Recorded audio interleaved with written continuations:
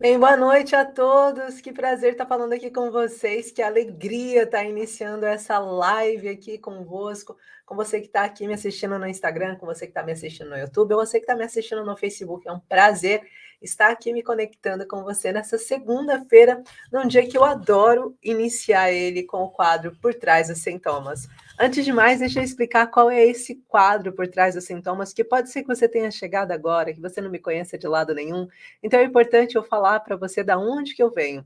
Eu sou Regiane Cunha, sou terapeuta, sou formadora e aqui nesse quadro, Por Trás do Sintoma, o meu objetivo é ajudar você, terapeuta, a desvendar aqueles ocultismos, né? Desvendar aquelas situações que traz com o seu paciente quando ele diz que está com alguns sintomas físicos e você, por algum motivo, não sabe o porquê que aquele sintoma físico está relacionado com a ansiedade ou com a depressão. Lembrando que aqui a gente fala muito sobre ansiedade e depressão e várias outras questões também, mas todas que estão interligadas com a ansiedade e depressão. Então será sempre um prazer te ajudar.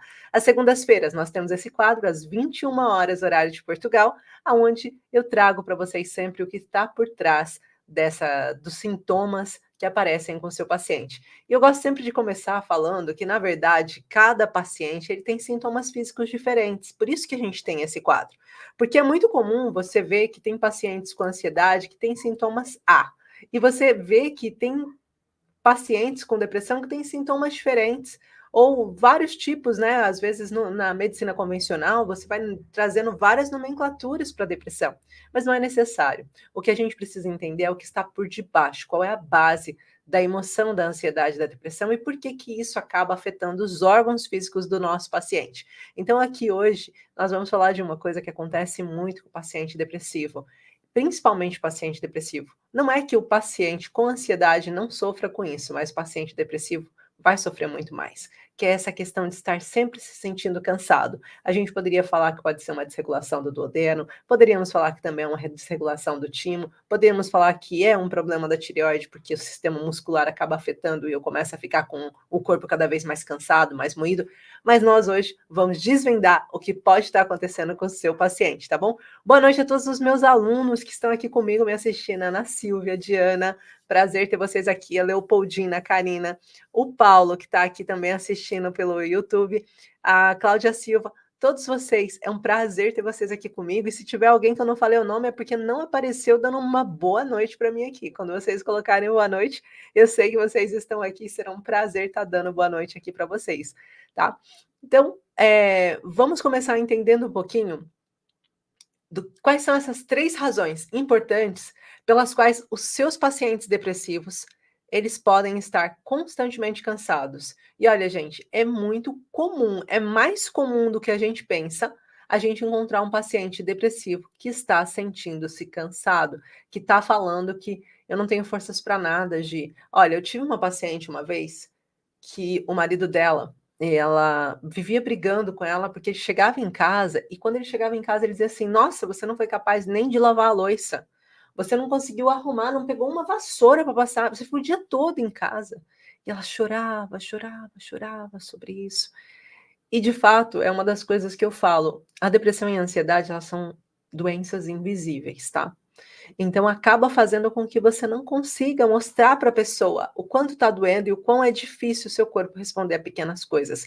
Então, se isso estiver acontecendo com um paciente seu, que tal você falar explicitamente para ele o que está por trás dessa doença, o que está por trás do sintoma de cansaço? E é isso que eu vou trazer aqui hoje. Essa fala, esse argumento para que você possa também levar isso para o seu paciente, tá bom?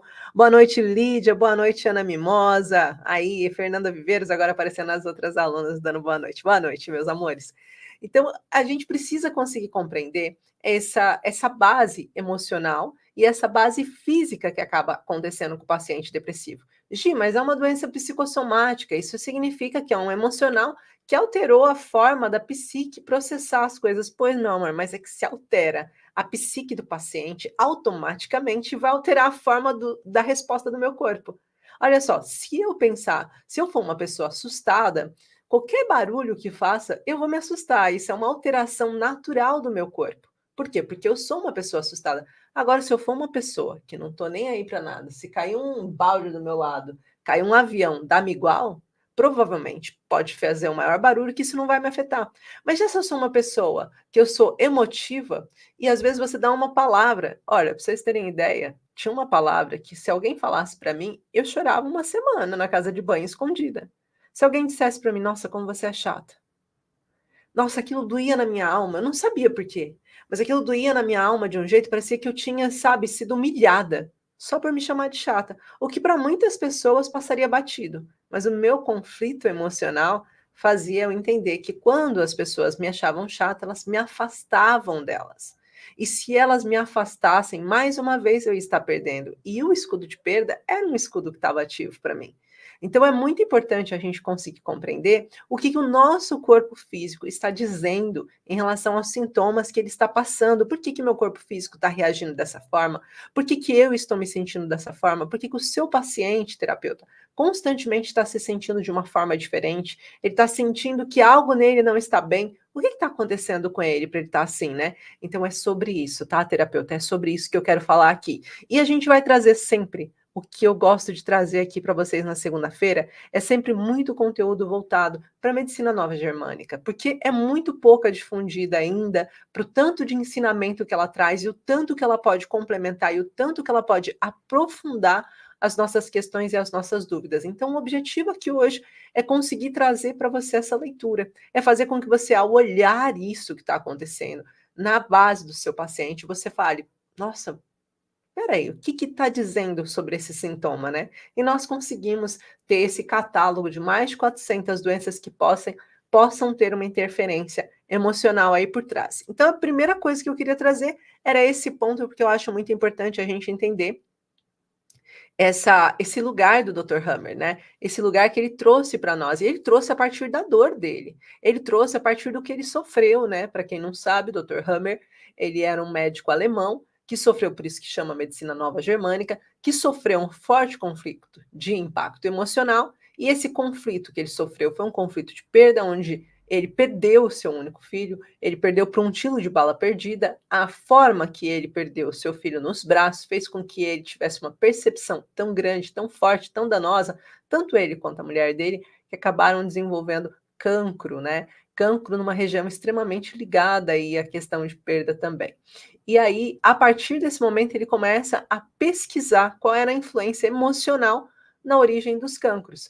Então, depois disso, ele consegue fazer um mapeamento perfeito do corpo do ser humano, ligado às regiões e hemisférios cerebrais, e consegue entender que, a partir dos folhetos embrionários, todo o corpo se desenvolve, e quando esse folheto embrionário está emocionalmente impactado, através de um trauma emocional, ele desenvolve sequelas físicas. Então, é sobre essas sequelas físicas que nós estamos aqui falando. Só para resumir um pouquinho, para quem não sabe o que é isso. Mas então, quando eu tenho um conflito emocional de grande impacto, aquilo vai afetar-me a mim, aquilo vai afetar o meu corpo, e o meu corpo ele vai reagir de uma forma natural, não uma forma controlada. Não sou eu que digo: "Ah, eu fiquei triste, então essa tristeza vai causar para mim uma dor aqui, ó, Gi". Aí, por que que de repente quando você pensa, a tristeza de uma pessoa tá a dor aqui, a outra tristeza de uma pessoa dá dor no estômago, a outra dá enxaqueca. Por que que isso acontece? Por conta da percepção do paciente.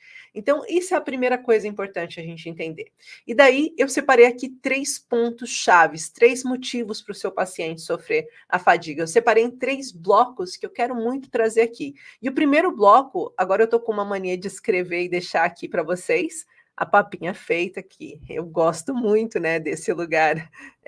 A minha pedagogia faz com que eu queira sempre estar ajudando vocês a melhorar e aprender cada vez mais. Então, quem está no Instagram, eu não consigo escrever, mas quem está no YouTube, tem assim, no YouTube e no Facebook, tem uma melhor experiência, porque tem lá os apontamentos da aula, tá? Então, a primeira coisa que eu quero trazer aqui é esse primeiro ponto que a gente vai falar aqui. Deixa eu colocar antes esse marcado. Pronto. Aqui, ó, o impacto do conflito emocional no corpo do paciente. Nós precisamos entender que quando acontece o seu paciente, ele passa por uma situação de um choque emocional, a partir do momento que ele passa por aquele choque emocional, o que é um choque emocional? Gi, é um momento que o seu paciente não estava à espera de receber uma notícia. É um momento que o seu paciente ele não estava à espera de passar por uma situação de dor. É um momento que o seu paciente ele não fazia a menor ideia que aquela coisa ia acontecer daquele jeito, daquela forma e que ia trazer tanta dor para ele. Mas isso precisa ser algo que eu olhe e fale assim, nossa, isso que aconteceu é realmente difícil e denso? Não, porque é denso para você. Você viu que eu falei da palavra chata? Para você, chata pode não significar nada, mas para mim aquele chato era muito forte. Então é importante a gente conseguir compreender e colocar a empatia a serviço do atendimento. Quando você vai atender o seu paciente, você tem empatia e tentar entender o porquê que aquilo para ele é tão forte, né? Então, o que que foi que fez com que você se sentisse assim? O que que foi? Tem casos em que, por exemplo, você pega um paciente que passou por um abuso às vezes de até de um incesto, às vezes um abuso psicológico grande, e que ele não se sentiu impactado com aquilo, mas anos depois ele se sente impactado com coisas muito menores. Ele se sente impactado, por exemplo, quando o filho já não tem contato com ele, quando ele fez muita coisa em prol de uma pessoa, essa pessoa se afastou. Então, é importante a gente conseguir compreender que essa dimensão, esse impacto, esse conflito emocional é diferente para cada paciente. E enquanto a gente não conseguir, terapeutas, olhar o nosso paciente como um indivíduo único, né? Por isso, semana passada, no sábado, a gente estava fazendo um estudo de caso e estávamos falando, né? Dentro dessa aula, dentro da formação que eu dou, nós temos um módulo que é do estudo de caso, onde as pessoas apresentam o caso delas, que elas querem pesquisar, ou que querem mais a fundo, ou que querem a minha opinião sobre o que podem fazer para aquele caso melhorar muito mais rápido. E daí, a partir do momento que apresenta, a gente começa a olhar e entender o que está acontecendo com aquele paciente. E uma das coisas que nós falávamos naquele dia do estudo de caso era exatamente isso, de entender qual era o conflito emocional do seu paciente como indivíduo e o quanto isso traz aprendizagem a longo prazo. Porque quando você vai ver, eu hoje tenho centenas de pacientes catalogados que eu já atendi, com os relatórios de todos os pacientes que eu atendo têm o seu próprio relatório. Se ele vai me procurar daqui a anos e falar, Gi, você pode ver para mim o que aconteceu na nossa consulta, ou como eu estou, eu vou lá, coloco o nome dele, eu sei que eu vou encontrar esse relatório, são centenas de relatórios.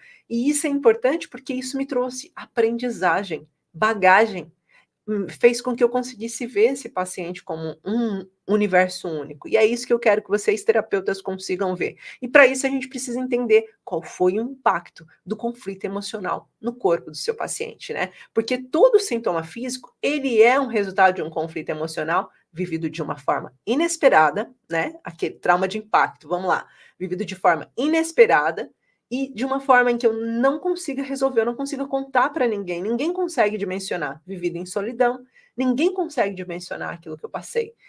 Aí tem uma questão. Se eu fui vivendo vários pequenos traumas, isso vira acumulativo. E o trauma acumulativo, ele também deixa as suas marcas, e são marcas mais profundas. Eu sempre falo uma coisa, que se eu pegar, por exemplo, não vou fazer, eu ia fazer um exemplo numa coisa que iam tirar minha live do ar. Eu vou usar uma coisa mais simples. Ia pegar um exato, não ia dar bom, não. Então, imagina que se eu bater isso aqui de uma vez só, eu tenho uma força, uma densidade, ele vai fazer uma marca e vai entrar.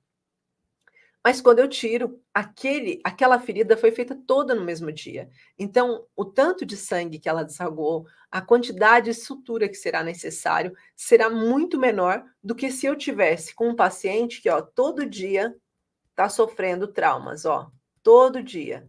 Por quê? Porque não dá tempo nem da cicatrização e já está entrando de novo. Não dá tempo de cicatrização e aquilo vai ampliar a cicatriz emocional. É como se fosse um processo de necrose.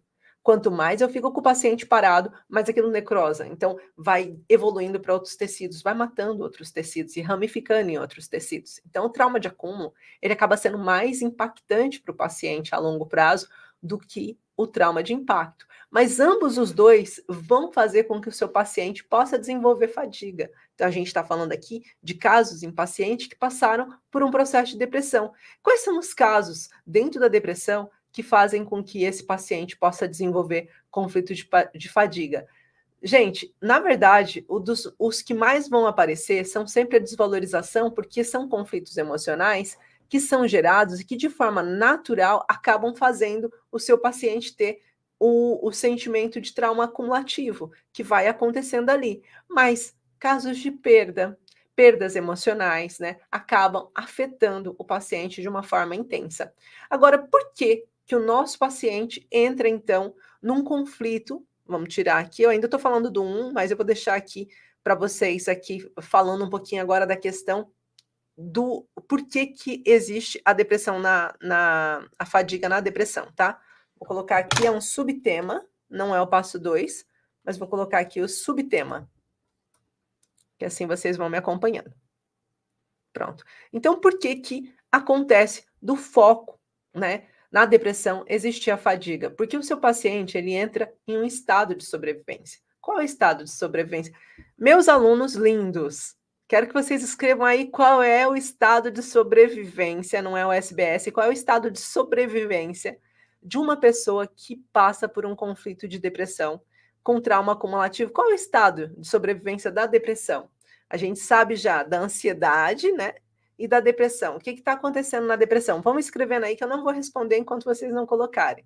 Então, quando a gente fala da depressão, a gente já falou que é uma doença psicossomática e que ela afeta o emocional e afeta a alteração da nossa psique. A partir do momento que ela cria, né, um pontinho ali e cria uma marca no nosso cérebro, esse cérebro vai começar a ter outras correspondências neurais com o seu próprio corpo e desenvolver sintomas físicos também. E um desses sintomas físicos que acaba acontecendo é a fadiga, é o cansaço. E esse cansaço está muito ligado ao modo de sobrevivência que a Karina, parabéns Karina, acabou de colocar aqui. Tereza Martins também, olha que lindas. Ah, que alegria de ver minhas alunas assim, 100% responsáveis e já com esse aprendizado tão lindo. Modo casulo. O que é um modo casulo? É aquele momento em que o corpo do paciente diz: eu não consigo mais passar por isso. Eu não consigo mais estar vivendo essa situação. Essa situação, ela é muito forte para mim. Eu estou muito ferida emocionalmente, eu estou muito ferida fisicamente, eu já não tenho forças para lutar. Eu não tenho mais forças para lutar contra isso. E aí é nesse momento que o corpo ele vai entrar como se fosse num casulo, ele vai ficar ali quietinho no canto dele. É um momento em que o paciente não quer se alimentar direito. Por isso, ou ele pode desenvolver aversão. A gente já falou sobre isso, eu não vou falar, não vou entrar aqui hoje, né, na questão do distúrbio emocional afetar a forma da alimentação dele. Ele pode tanto desenvolver uma compulsão alimentar como uma rejeição alimentar, de acordo, né, dependendo, por exemplo, se aparece alguns pontos obstruídos no ducto emocional dele, ele vai ter dificuldade de engolir. E se ele tem dificuldade de engolir, ele vai evitar a comida. É aquela pessoa que não consegue digerir aquele conflito emocional que está passando. Eu não consigo mais ouvir isso, e daí eu também não consigo digerir tudo que me desce pela garganta, porque eu também não estou conseguindo falar. Aí eu fico com aquele nó na garganta, aquele sentimento de que eu preciso falar, mas não estou conseguindo. Então, essas são algumas das coisas. Quando eu estou em modo casulo, eu não estou me preocupando com a minha aparência, por isso, normalmente, as pessoas com depressão em modo de casulo vão parecer que o quê? Não querem, não ligam mais para a aparência, não penteiam o cabelo, não se arrumam mais, podiam ser uma pessoa extremamente vaidosa, mas naquele momento não quer mais, a não ser rasas as exceções.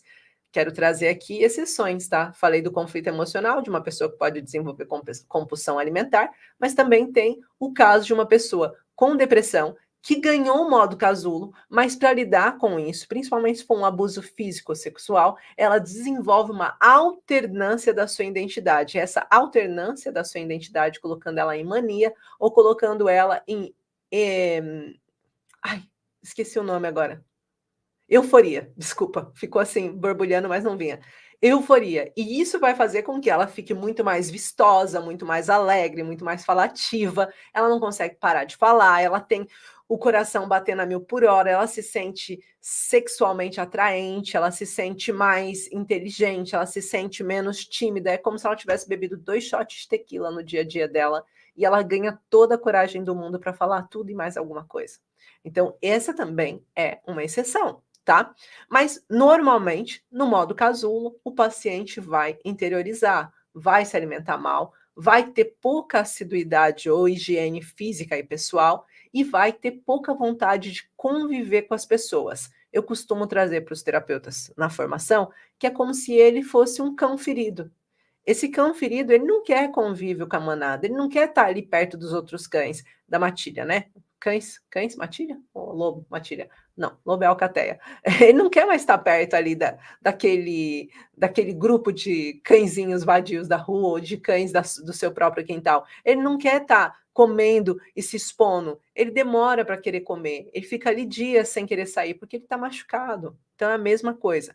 Então aqui a gente precisa entender que existe esse foco e que daí o que vai acontecer é que esses alertas, eles vão criar no sistema nervoso do paciente uma desconexão entre o cérebro e a psique. Então eu não consigo mais raciocinar da mesma forma. Porque por sistema de sobrevivência, eu vou bloquear o meu córtex frontal. Eu vou fazer com que os meus pensamentos não estejam tão ativos para poupar essa energia para eu me proteger. Então agora é como se eu estivesse sendo levado, sabe? Eu não estou no rumo da minha vida. Por isso a gente fala muitas vezes esse estado de sobrevivência, em que eu sinto que eu estou sobrevivendo. Eu não tenho pulso pela minha vida novamente. Eu não sinto como resolver a minha vida atualmente. Então, isso é um ponto que eu queria trazer aqui para vocês. Agora a gente vai para o ponto 2. Ficou claro o ponto 1? Boa noite, Claida. Ficou claro o ponto 1? Todo mundo entendeu o que era o ponto 1? Agora a gente vai aqui para o nosso ponto 2. O porquê que o cansaço, a fadiga, acontece como um conflito biológico. E agora a gente vai precisar entender um pouquinho desses escudos, né? E se a gente fosse falar, eu vou separar aqui em 3 motivos. O primeiro motivo, o conflito que acontece num conflito de desvalorização, por exemplo. Um conflito de desvalorização, o cansaço, ele acaba sendo constante. Por quê? Porque por que eu vou me esforçar? Por que eu vou me mostrar minha vitalidade se toda vez que eu me mostro não é suficiente? Por que eu vou fazer a maior energia do meu corpo? Por que eu vou mostrar e fazer mais uma vez alguma coisa para alguém pisar em cima de mim? Por que eu vou tipo, limpar a casa se ele vai chegar e quando eu limpo ele não vê, mas quando eu não limpo ele vê?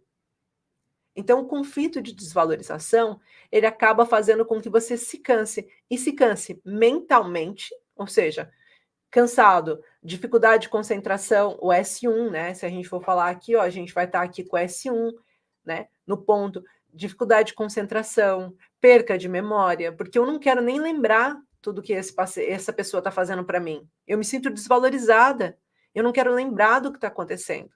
Eu não tenho forças para raciocinar sobre o que eu posso fazer, porque a minha vontade é tão grande de resolver essa situação, mas a minha falta de força e impotência é tão forte também que eu não sei como fazer. Então, automaticamente, eu me sinto refém de uma situação. E o paciente ele vai sentindo que ele perdeu o valor, ele vai se julgando incapaz e o seu corpo vai desligando para se proteger. Eu vou parar de me concentrar para eu não ter que olhar o que está na minha frente. Eu, normalmente, é capaz até desse paciente ter um S7 também, as glândulas salivares e lacrimais, trazendo aquele embaciamento no olho. Por quê? Porque eu não quero olhar direito. Eu prefiro ficar assim, sabe, com a vista meio embaçada, eu prefiro nem ver. Tanto que se você for ver um paciente depressivo, ele vai preferir estar no escuro. Ele vai preferir não ser visto. O S3 também pode estar ali, a hipófise, fazendo com que ele tenha a sensação de querer se camuflar, se esconder. Por quê? Porque eu não quero que ninguém venha falar comigo nesse momento. Ah, já fizeram tanto tempo, olharam tantas vezes para mim como se eu não fosse nada, por que não olha agora?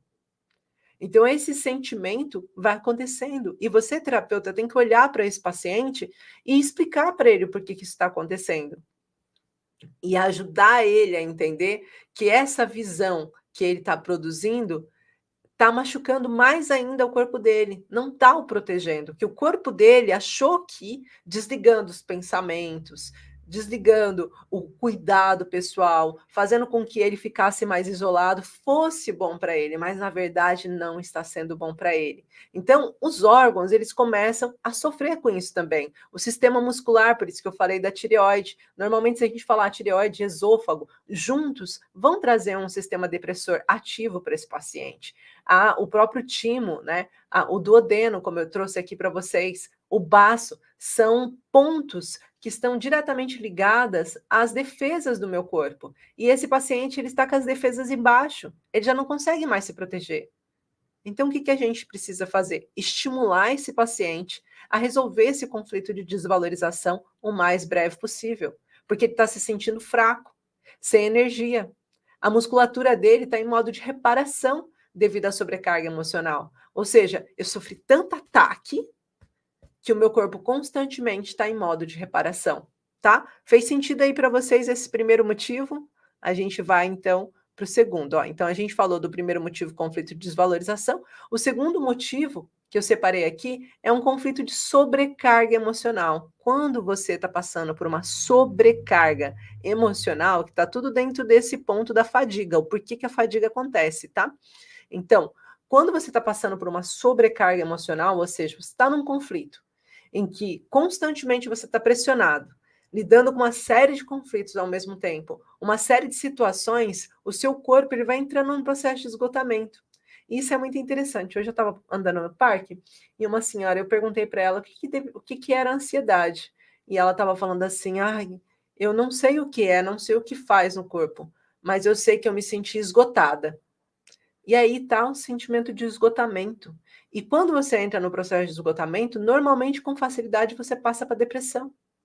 Então é muito importante a gente conseguir compreender isso também e perceber o quanto a gente pode ajudar os nossos pacientes a melhorar. Então, quando eu entendo que esse paciente está passando por várias batalhas, aí fica a dica, viu, terapeutas biomicrohertz? O que você, como terapeuta, pode fazer para ajudar o seu paciente a passar por esses estressores ativos, quando ele está com uma sobrecarga emocional?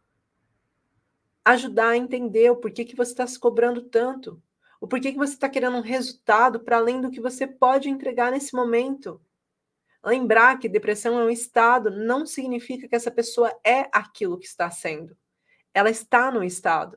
Então é importante a gente fazer isso para ajudar esse paciente a perder essas características do estado de casulo, que traz o cansaço, que traz a fadiga.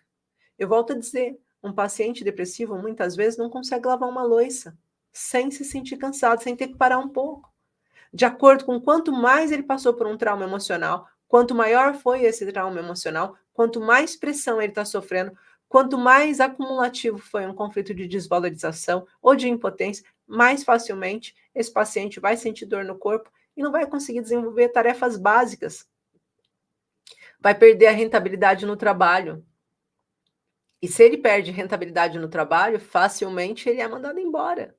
Infelizmente, é uma realidade. Ganha a primeira baixa, ganha a segunda baixa, na terceira acredita que existe uma reportagem que foi feita aqui em Portugal, que os pacientes depressivos, eles pedem a primeira baixa, porque o médico obriga, normalmente eles nem querem parar, pegam a primeira baixa, pegam uma segunda, na terceira, você acredita que a maior parte deles acha que está dando prejuízo para a empresa e pede as contas? Ou aceita chegar num acordo, mesmo sendo prejudicado? Porque eles têm tanto conflito dessa de desvalorização, que quando isso acontece, basta uma pessoa, um chefe mais manipulador, que vai falar assim: olha, você está vendo que é melhor você ficar em casa. Em vez de você ficar renovando baixa, é melhor você estar em casa. Aí você vai ter um seguro-desemprego, você pelo menos vai estar tranquila ali, sabe? Um tempo. Você vai ficar bem. É porque o chefe está preocupado? A maioria das vezes não, mas é porque aquilo é melhor para o chefe do que estar ali com uma baixa onde eu não posso contratar, porque o meu quadro não permite que eu contrate mais ninguém, e eu tenho essa pessoa que está aqui. E a maior parte dos pacientes com depressão acabam pedindo as contas. Então, e o terceiro motivo que pode fazer com que o seu paciente fique, então, com colapsos, fique, então, dentro desse quadro de cansaço, é essa falta de resolução dos conflitos. Vamos imaginar que nós fizemos uma grande força para sair de uma situação. Imagina que você está, sei lá, numa situação, está com uma corrente na mão, ou ficou com o pé preso num lugar.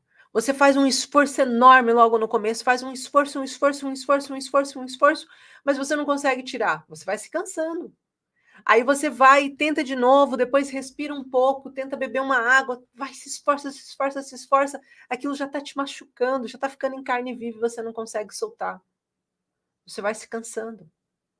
Quanto mais tempo você fica tentando lidar com aquele conflito e não consegue saída, mais você se cansa. Então, se a gente for pensar nisso, a gente vai entender que o fato dele não conseguir achar uma resolução para aquele conflito vai fazer com que o paciente fique mais facilmente cansado. Vai fazer com que ele comece a ficar fadigado. A depressão dele aumente, porque ele não está conseguindo resolver um problema básico. Às vezes um problema que para ele é emergencial, mas ninguém está vendo como emergencial. Mais uma vez ele se sente desvalorizado. Então, enquanto a gente não conseguir resolver isso, a gente vai continuar em alerta constante. Por isso, a importância de vocês terem ferramentas que, mesmo que não ajude o paciente de vocês a saírem de uma situação, por exemplo, imagina, ele está num conflito de desvalorização pelo casamento. Você não pode falar para ele assim, ó, você tem que se separar. Claro que não. Isso é uma opção que é o seu paciente que toma. Por mais que esteja visível para você o seu lugar de empatia, ele deve ser, me colocar no lugar do paciente. Vamos tentar ver os pontos positivos e negativos. O seu paciente que tem que ver que aquilo é negativo para ele. Porque quando ele se separar, não é você que vai levar ele para morar na sua casa. E se ele não tiver para onde ir? Então nós temos que ter a responsabilidade perante a escolha do outro também. E por isso é importante a gente dar ferramentas para ele também se direcionar, para ele perceber o que é bom para ele. E aí, nesse momento que você está falando para ele, ajudando ele, você fala um monte de situações, mas não traz nenhuma resolutividade, porque ele não pode sair daquela situação, tudo que você fez não vai adiantar. Por isso que eu falo a importância da gente ter ferramentas na mão, como a Biomicrohertz, por exemplo, que você consegue liberar as questões emocionais para o paciente para dar para ele energia suficiente para ele tomar uma ação. Se eu pego aqui o meu paciente, eu vou lá, ó, eu sei que ele tá com o duodeno, eu sei que ele tá com o baço, eu sei que ele tá com o timo afetado. Então, o que que eu faço? Ó, estimulação do timo, né? Na hora que eu vou fazer a biomicrohertz nele, eu vou fazer a estimulação do timo para ele voltar a liberar a timosina. Eu vou fazer a estimulação aqui do baço para fazer com que esse ducto emocional seja desobstruído e ele volte a se sentir bem com o corpo dele mesmo. Eu vou fazer aqui embaixo, terminei aqui do duodeno, fiz aqui do baço, vou fazer, desculpa, agora vou fazer do duodeno aqui também, ó, na zona do umbigo, ajudando esse paciente a voltar a produzir o que é básico para ele ter defesas ativas. E se a gente faz isso, a gente liberta esse paciente para ele dar o próximo passo. E às vezes o próximo passo pode ser muito significativo. Então, isso é uma coisa muito importante para vocês entenderem. O nosso papel é ajudar a identificar esses conflitos emocionais para trabalhar nessa resolução, tá bom? Tá com ferramentas que permita isso. Então, esses são 3 pontos que eu trouxe aqui para vocês hoje, que ajudam vocês a conseguirem compreender o que é essencial para o nosso paciente. Então, se o nosso paciente tem fadiga, é porque ele está precisando resolver os conflitos dele. Então, o terceiro ponto que eu trago aqui é para vocês olharem para essa questão da falta de resolução, que foi o que eu estava falando aqui agora para vocês. Entender o porquê que o seu paciente está com falta de resolução naquilo e perceber quais seriam os caminhos válidos para ele. Terapeutas biomicrohertz, muito importante. Mapear sempre o paciente, entender o que está acontecendo com ele, por que ele está com essa dificuldade de explorar a emoção, saber quais são os escudos emocionais que estão afetados para evitar que ele entre num processo de ruminação no conflito, fazendo com que ele ative cada vez mais aquela situação, gerando cada vez mais ansiedade e depressão. Tá bom? Então são esses os pontos que eu queria trazer aqui hoje para vocês. Quero saber se fez sentido aqui para vocês. Eu vou colocar aqui os 3 pontos, então, os 3 motivos para vocês poderem ter aqui acesso, né? O conflito em si, de desvalorização que eu coloquei, que eu falei. O segundo conflito, eu vou deixar aqui gravado, porque assim, quando vocês pegarem, então, esse aqui foi o primeiro que eu falei para vocês, falei dessa importância da gente entender se ele está passando por processo de desvalorização, qual o processo que ele está passando, que está fazendo com que ele acabe entrando em modo casulo. No segundo conflito, a sobrecarga emocional, se ele está com várias situações que ele precisa resolver e ele não tem saída, e ele está se sentindo cada vez mais pressionado, pergunte para o seu paciente, mas por que você está se sentindo pressionado? Qual é o medo que você tem de se sentir, de não resolver, né? Qual é a situação que você está com tantas dificuldades para resolver nesse momento, se a gente fosse falar?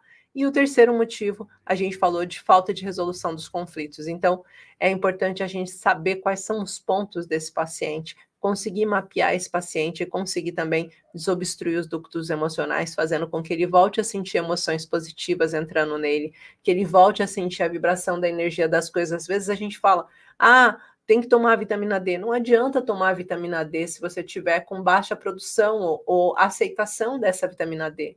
Não adianta você achar, mas a depressão ela está muito ligada à vitamina D, e olha, a vitamina B também é essencial para ele voltar a ter energia. Isso é secundário, gente. Isso é secundário. Isso são estímulos, ó. Suplementos significa estímulos, é aumentar aquilo que o corpo já produz. O mais importante, terapeuta, é você conseguir desobstruir ele emocionalmente para ele voltar a produzir aquilo, mesmo que em pouca quantidade no início. Aí você pode sugerir estímulos, aí você pode sugerir outras ferramentas para ele. Mas agora no início, você precisa saber estimular, tá bom? Então, falei aqui com todo o meu carinho para vocês aqui. Muito obrigada pela presença de todos vocês. Quero saber se fez sentido esse conteúdo para vocês. Se vocês ficaram com alguma dúvida, eu vou responder aqui. Ok. A Cláudia perguntou, desculpa, de que pontos devem ser ativados para cada um destes conflitos? Então, Cláudia, o que eu ensino, o que eu quero que vocês façam é que vocês possam mapear o corpo do paciente e perceber quais são os pontos que estão ativos no caso do paciente. Mas aí eu citei alguns pontos que são comuns para pacientes que estão com processo de cansaço. Então, se eu for falar aqui no meu corpo, eu falei para vocês sobre a estimulação desse ponto aqui, ó. Se a gente estiver falando do ponto do timo. Então, essa estimulação desse ponto do timo para liberar a timosia e fazer com que esse paciente aumente a defesa imunitária dele. Depois do ponto da timosina, lembrando aqui do eixo nervo vago, né? A gente está falando aqui desse processo todo, que está aqui do sistema nervoso periférico, a gente iria nessa linha procurar o ponto que é relacionado, por exemplo, que foi o outro ponto que eu citei aqui para vocês o timo e citei o baço. O baço, que seria um ponto que está relacionado mais ou menos a essa zona aqui, ó, tá? E nessa zona aqui nós temos, então, essa produção também muito relacionada às nossas defesas, aos nossos órgãos de defesa do nosso corpo. Então, seria esse estímulo também da zona do baço. E o último ponto que eu falei aqui hoje, para a gente também estimular, e que também está ligado, é o que fica mesmo aqui à volta do umbigo, ó. Tá vendo meu umbiguinho aqui, ó? No umbigo?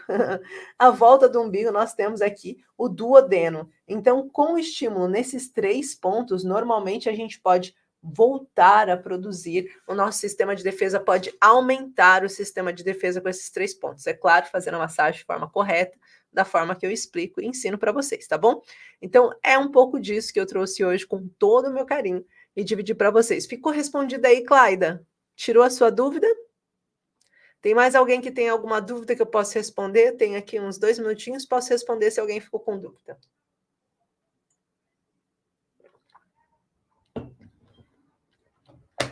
Coloquem aí, se vocês estiverem com alguma dúvida. Senão a gente encerra. Pronto, tirou sim. Ótimo, Cláudia. A gente vai ter live na quarta-feira, ao meio-dia. Na quarta-feira é o nosso quadro Prática Terapêutica, onde eu ajudo você, terapeuta, a ter ferramentas práticas para lidar com quadros de ansiedade e depressão. E a gente vai estar falando de equilíbrio emocional. É muito comum a gente ter pacientes que ficam irritados, que perdem as estribeiras. Gente, eu estou saltando a tampa por qualquer coisa. Então, pega essa live, quarta-feira, no horário do almoço, a gente vai se encontrar para falar desses pacientes que saltam a tampa. O que a gente pode fazer para ajudar esse paciente que tem crises de irritabilidade, que talvez está afastando a mulher, está afastando o marido, está afastando os filhos e que está ficando cada vez mais irritado, podendo até perder o trabalho por crises explosivas, tá bom? Então, é muito importante que você esteja presente na quarta-feira ao meio-dia. Por hoje, a gente encerra. Uma boa noite a todos os nossos terapeutas biomicrohertz que estão aqui. Muito obrigado também pela presença. Lembrando que amanhã nós temos encontro, uma mentoria. Amanhã a gente vai terminar os pontos, vamos mapear o corpo do nosso paciente, fazer as últimas partes ali do mapeamento, para que vocês possam estar, ó, atendendo a 100 por hora os pacientes de vocês e ajudando eles, tá bom? Beijo de luz a todos vocês. Gratidão pela presença de todos e nos encontramos, então, terapeutas, amanhã e os outros quarta-feira. Beijinhos de luz.